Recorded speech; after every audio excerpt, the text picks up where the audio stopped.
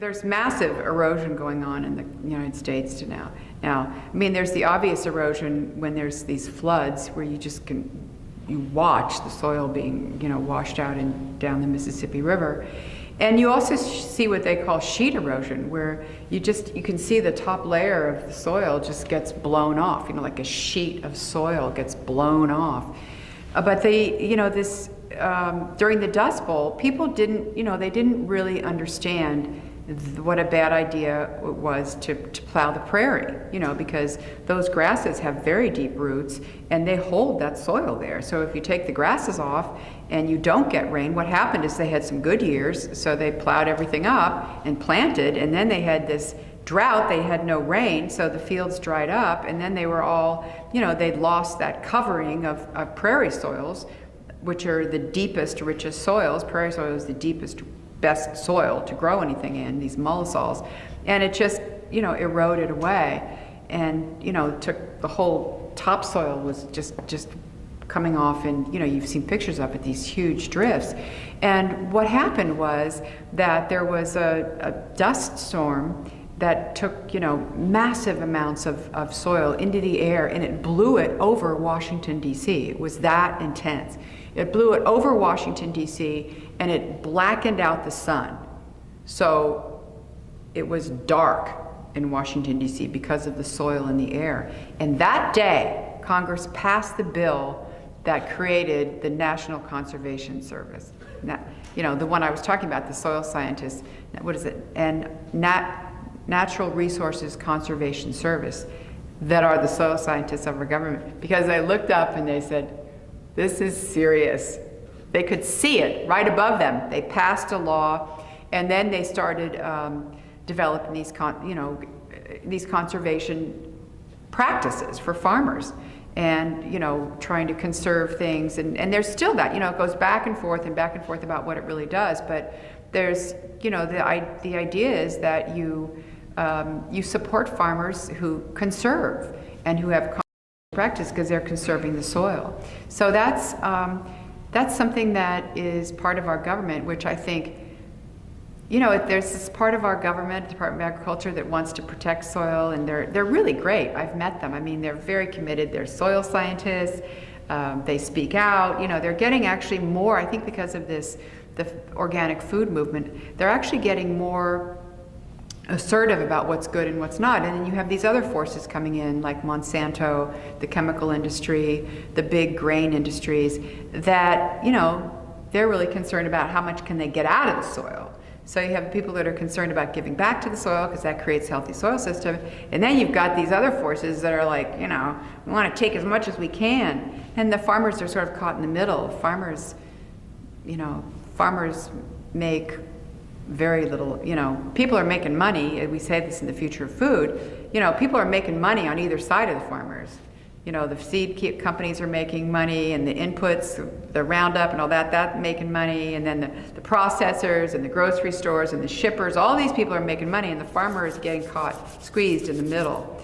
So I have sympathy and empathy for farmers, even if they're big chemical guys, because they're more appreciated now than they were 20 years ago, because we have this food movement and honoring the farmer, which I have been very supportive of. But it's also it's a tough business to be in, especially with global warming, because farmers I know, their season, their growing season started 3 or 4 weeks early this past year. So they don't know where they are. They don't know when it used to be they could.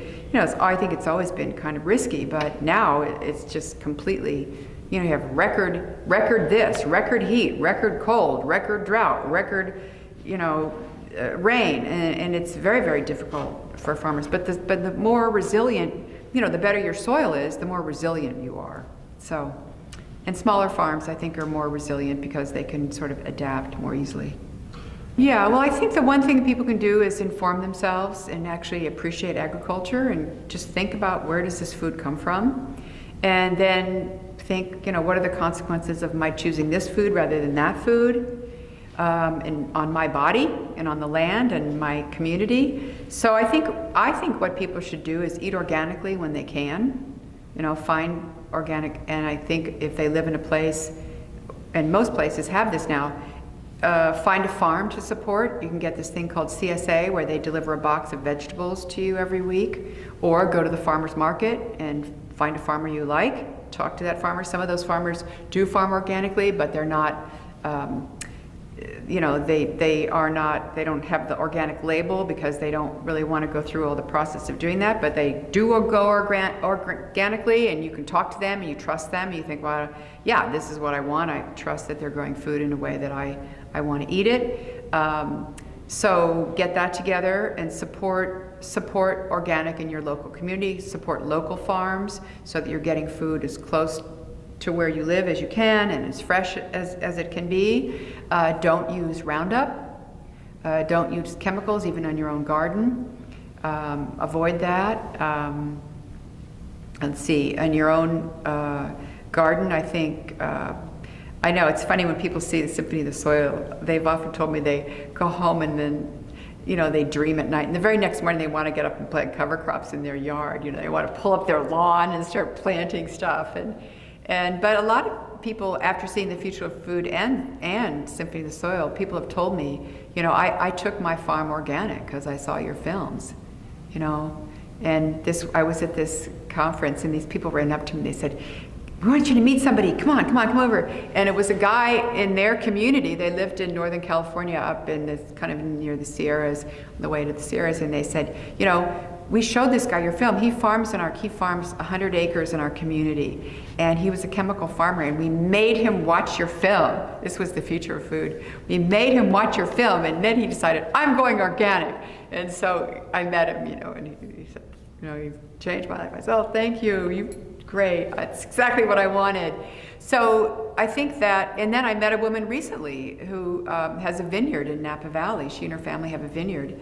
And she came up to me and she said, I wanted to come, I was screening the film. I said, I wanted to come and meet you because I saw Symphony of the Soil, and I thought, what are we doing to our vineyard, you know? And so she went out and she said, you know what, we're changing everything. And they took their vineyard organic, so I think that what I do as a filmmaker is I distill this information and bring people, you know, people who know about farming, soil scientists, farmers, people who have these skills and know what they're doing and are generous about sharing it.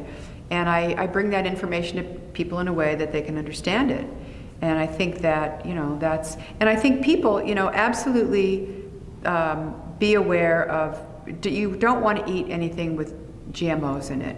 And in this country, it's not labeled. So, you know, there's a non-GMO project, and, you know, we want labeling, and now there's this lame-ass labeling bill that we call the DARK Act that just passed Congress, that within 2 years or 3 years, you know, they'll figure out what they're going to do, but you'll be able to take your smartphone and you know, put it on that square, and then that will take you to a website where you can look and see if there's genetically engineered ingredients in the food.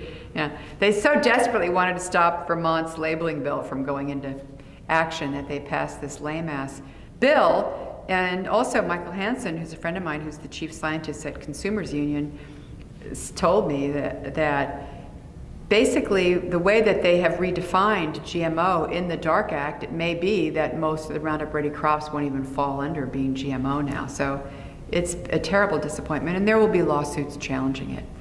So that's what people can do, I think, is figure out how you can support a healthy food system in every way and support it.